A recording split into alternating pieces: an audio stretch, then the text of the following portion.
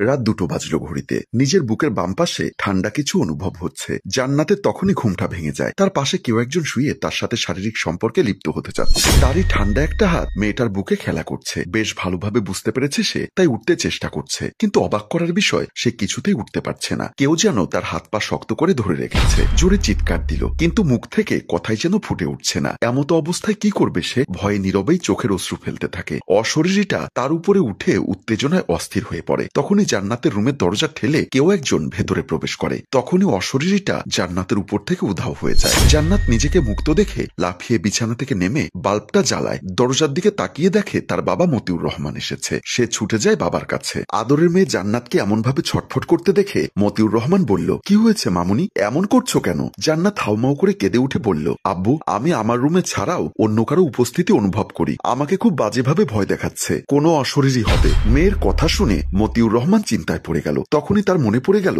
কবিরাজ জুলফু ফকিরের কথা। জিন, ভূত এবং সমস্ত অশরীরীদের বোতলে বন্দী করতে পারে এবং মানুষকে ওদের হাত থেকে বাঁচাতে পারে। তাই তখনই ফোনটা বের করে জুলফু ফকিরকে ফোন দেয়, কিন্তু ফোন রিসিভ হচ্ছে না, হয়তো ঘুমোচ্ছে। মেয়েকে সান্ত্বনা দিয়ে ঘুমোতে বললেন, আমি তো আছি তোর পাশে, এখন আর কোনো সমস্যা নেই মা, ঘুমিয়ে পড়। আচ্ছা ঠিক আছে, আমি তোর পাশেই বসে আছি। বাবার কথায় শুয়ে পড়ল জান্নাত। প্রায় আধা ঘন্টা পর জুলফু ফকিরের নাম্বার থেকে ফোন আসে। মতিউর রহমান রিসিভ করে বের হলেন মেয়ের ঘর থেকে। ওদিক থেকে কে যেন বলে উঠল, আসসালামু আলাইকুম। কে বলছেন? ওয়ালাইকুম আসসালাম, আমি মতিউর রহমান বলছি।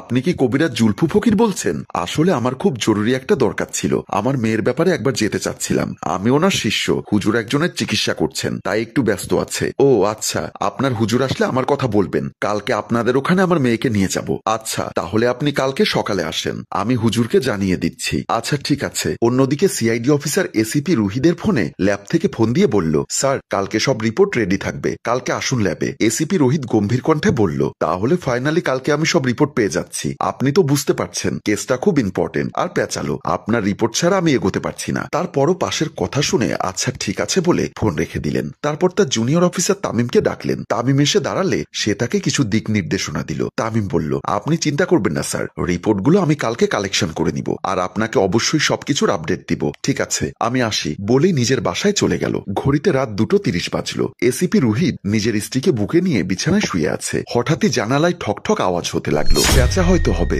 শব্দ বন্ধ বলো। সে তেমন আর ওইদিকে লক্ষ্য না দিয়ে প্রায় 10 মিনিট পর আবার শুনতে পেল এখনো জানালায় ঠকঠক আওয়াজ হচ্ছে। সে রেগে উঠে বসে গেল। এত রাতে জানালার পাশে যাওয়ার দরকার নেই, তুমি ঘুমিয়ে পড়ো। আরে এমন ভাবে আওয়াজ হচ্ছে যেন এক্ষুনি জানালাটা ভেঙে যাবে, আমি গিয়ে দেখি কি ওখানে। এই বলে রোহিত বিছানা থেকে উঠে জানালার ধারে গিয়ে জানালাটা খুলতেই দেখলো ওখানে কিছুই নেই। ঠক ঠক আওয়াজটাও বন্ধ হয়ে গেল। বেশ অবাক হয়ে গেল সে। চারিপাশে উকি দিয়ে ভালোভাবে দেখলো, কিন্তু কিছুই দেখতে পেল না। তবে সে অনুভব করছে কেউ তাকে দূর থেকে ভয়ানকভাবে দেখছে। হয়তো এটা মনের ভুল হবে। ঠক ঠক আওয়াজটা কোথা থেকে আসলো? দূর, এসব কালকে হবে, এখন ঘুমোই, এই ভেবে সে বিছানার দিকে গেল। বিছানার কাছাকাছি যাবে তার আগেই আসতে একটা কাগজ জানালা দিয়ে উড়ে এসে তার গায়ের উপর পড়ল। লক্ষ্য করলো তাতে কিছু চিঠির ন্যায় লেখা আছে। বেশ চমকে ওঠে সে। এত রাতে জানালা দিয়ে কাগজ কিভাবে আসবে? কেউ শয়তানি করছে না তো? কিন্তু কে এত রাতে আমার সাথে শয়তানি করে, আর কেনই বা করবে? এই বলে সে কাগজটা বাল্বের সামনে নিয়ে গিয়ে দেখলো তাতে লেখা আছে, সাব ইন্সপেক্টর, বউ নিয়ে তো সুখে আছো দেখছি, তবে মৃত্যু নিয়ে খেলা করছো কেন? সুখে থাকতে ভূতে কেলায় জানো,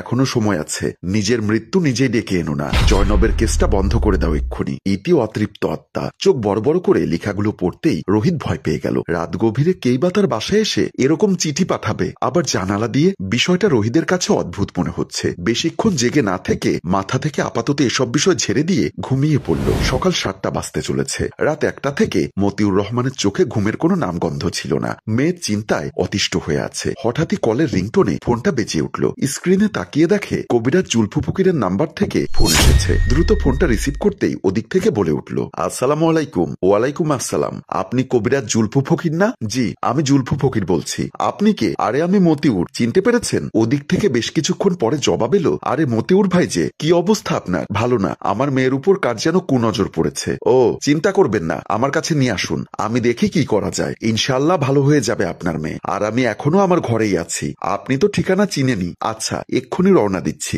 আচ্ছা আয়। এই বলে ওদিক থেকে ফোনটা কেটে দিল। মতিউর রহমান জান্নাতের রুমে গিয়ে দেখে এখনো ঘুমোচ্ছে। ইতিমধ্যে তার বাসায় কাজের লোকও এসে রান্নাবান্না শুরু করে দিয়েছে। তিনি জান্নাতকে ডেকে তুলে বললেন, মামুনি ফ্রেশ হয়ে নে, তোকে নিয়ে একটা জায়গায় যেতে হবে। এত সকালে কোথায় যাবে বাবা? একটা কাজ আছে, চল ফ্রেশ হয়ে নে, আর বেশি সময় নষ্ট করিস না। আমি নাস্তার টেবিলে অপেক্ষা করছি, তাড়াতাড়ি আয়। আমার আর আরো আগেই যাওয়া উচিত ছিল। জান্নাত আর কিছু না বলে ফ্রেশ হতে গেল। খাবার টেবিলে নাস্তা খেতে আসলো জান্নাত। বসতেই মতিউর রহমান তাকে বলল, আচ্ছা মামুনি, কি হয়েছে তোমার? আমাকে পরিষ্কার করে বলো তো, রাতে এত ভয় পাচ্ছ কেন? গুটিসুটি মেরে চেয়ারে বসে থাকা জান্নাত কালকে সমস্ত ঘটনা তার বাবাকে বলে উঠল। মেয়ের কথা শুনে মতিউর রহমান বলল, বুঝেছি, তোমার উপর কোনো আত্মা ভর করেছে। তুমি খাওয়া দাওয়া করে রেডি হয়ে নাও, তোমাকে নিয়ে জুলফু কবিরাজের কাছে যাব। নামটা শুনে প্রথমে একটু অবাক হলেও মাথা নেড়ে হ্যাঁ জবাব দিল জান্নাত, কারণ বিষয়টা নিয়ে সে নিজেও অনেক পেরেশানির মধ্যে আছে। প্রতি রাতে তার আর এসব ভালো লাগছে না। বাসার বাহিরে বের হয়ে জান্নাত দরজা লাগিয়ে সামনে যেতে পা বাড়ালো, কিন্তু তার ওড়না দরজার সাথে লেগে গেছে।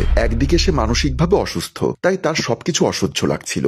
রেগে ওড়নাটা টান দিল, তাতে কিছু অংশ ছিঁড়ে গেল। সেদিকে নজর না দিয়ে সে তার বাবার সাথে বেরিয়ে গেল। তারা গিয়ে পৌঁছানোর পর অল্প কিছুক্ষণ অপেক্ষা করলো। হঠাৎই জুলফু ফকিরের শিষ্য এসে তাদের ডাক দেয়, আসুন ভেতরে, হুজুর আপনাদের অপেক্ষায় বসে আছেন বলে সে চলে গেল। মতিউর রহমান জান্নাতকে নিয়ে রুমটার ভেতরে প্রবেশ করলো। না করতেই জুলফু ফকির ভয়ে চিৎকার করে জান্নাতের উদ্দেশ্যে বলতে লাগলো, মৃত্যু মৃত্যু, তোদের মৃত্যু নিশ্চিত, আমার এখান থেকে চলে যা, আমি মৃত্যুর চিকিৎসা দিতে পারি না। জুলফু ফকিরের কথায় ভয় পেয়ে গেল মতিউর রহমান এবং জান্নাত। মতিউর রহমান বলল, এসব কি বলছেন? অগ্নিদৃষ্টিতে জুলফু ফকির মতিউর রহমানের চোখে চোখ রেখে বলল, হ্যাঁ আমি ঠিকই বলছি মতিউর, তোর মেয়ের পেছনে মৃত্যু পড়েছে। অতৃপ্ত শক্তিশালী একজন পিশাচ তার পেছনে লেগেছে। আমি তাকে বাঁচাতে পারবো না, পিশাচটা আমাকেও মেরে ফেলতে পারে। কথাগুলো শুনতেই কান্না করতে লাগলো মতিউর রহমান। জান্নাত হতভম্ব হয়ে দাঁড়িয়ে আছে। তার বাবা হাত জোর করে জুলফু ফকিরকে বলল, প্লিজ আমার মেয়েকে বাঁচিয়ে দিন ফকির, তুই যা চাইবি আমি তোকে তাই দিব।